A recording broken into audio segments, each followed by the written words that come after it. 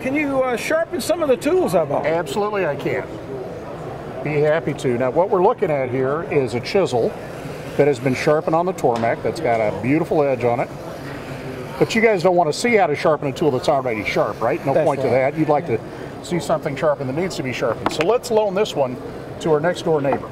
The neighbor's a nice guy, but he's not much of a woodworker. And he'll take it and use it to cut nails and chip concrete, open paint cans, drop it half a dozen times. So you know use it for a screwdriver. Then he'll still have to go over to his place to get it. Oh, that's messed up. You'll never be able to fix that. Well, we sure can't do any woodworking with it right now, that's for sure. So we have to completely recondition that tool, reshape it, grind the nicks out, and get it back to a usable edge. We're going to start that by taking our straight edge jig, I'm going to slide the chisel in here, bring it up against the indexed edge, bring the clamps down, and lock it up. Now we're going to slide on to the universal support. We're going to set the bevel angle that we grind on the chisel by the height of the universal tool support. And we're going to measure that angle with this guide. This is called the Angle Master, and we can use this to set any angle between 10 and 75 degrees. For this chisel, we want it at 25. Put the pointer at 25 and lock it. Then we're going to rest it on 2 points of the circumference of the stone, bring it up to the tool, adjust it up or down until the back of the chisel just matches the guide. Well, so far it's easy. There's your 25 degrees, lock it up, and we're ready to go. The Tormek uses a 220 grit aluminum oxide grindstone. It's turning at 90 RPM and it's running through a water bath. Now between the low speed and the water, this is so cool you can't even burn your fingers on it. So you can't take the temper out of the tool? Can't take the temper out of the tool, you can't hurt the tool, you can't hurt yourself. A lot of folks ask me about pressure, how much pressure do I use when I'm grinding? The simple answer is it doesn't matter. You can put enough on there to pick it up. You can't make the tool hot, you can't stall it out, you can't hurt the tool, the grindstone, or the motor. Other side of the coin though, if you have arthritis in your hands and you can't bear down like that, it really doesn't matter. You can get the tool just as sharp with fingertip pressure. It's just going to take a little bit longer to do it. Now, in practice, what I do is about halfway between that. I'm going to put a little bit of pressure up on the back of the handle, a little pressure down on the front of the blade. It'll work back and forth. We've been at this for, I'm going to say, a couple of minutes. Let's take a look and see where we are. We can slide that off, take a look. Got just a couple of spots where I don't quite have the nicks out yet.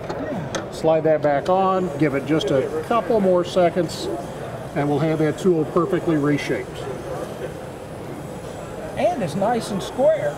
It is going to be perfectly square because we indexed it in our jig.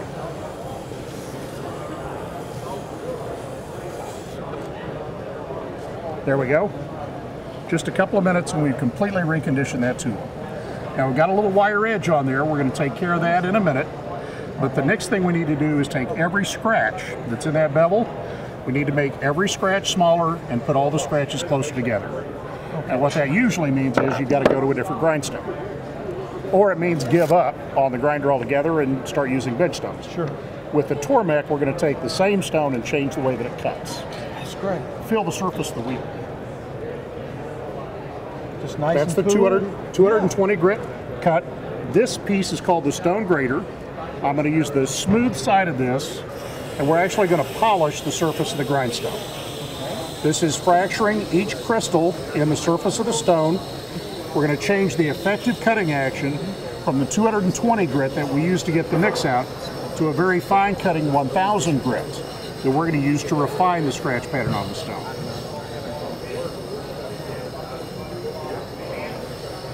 Takes about 30 seconds. And if you feel that after we use the grater, you'll see that it's a very, very smooth surface now. Yes. Big difference, isn't it? Huge. Now, the beauty of this is when we go back to work, everything is exactly the same. Same grinder, same stone, same jig. It's got to be the same angle.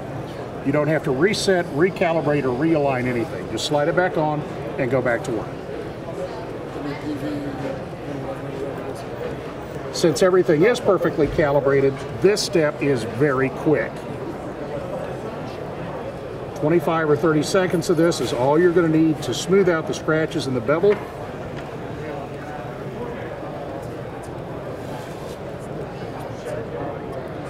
And after that step, you can see we have a much more polished edge.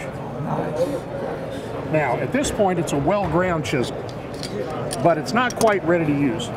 Feel on the back right out at the edge. Feel that burr? Edge, you're right. That wire edge is exactly what we wanted the grinder to do, but if you leave that on there and you start using the tool, the edge is going to break down very quickly and you're right back to dull. To finish the job, we want to cut that wire edge off the back, and we'd like to polish out the bevel a bit more, which used to mean we were going to spend the rest of the day with a set of bench stones. With the Tormek, we're going to finish it up right on the machine, faster and easier. This side of the grinder is a leather strop, sort of like the old-fashioned barbershop strop, except now it's got a motor on it. The paste I put on there is a 6,000 grit aluminum oxide honing compound. We're going to use that to cut that wire edge off the back, and then we're going to polish the bevel.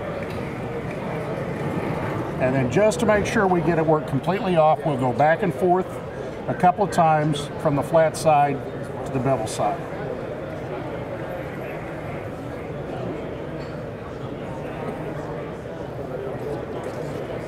You can see we're developing a mirror polish on both sides of the tool.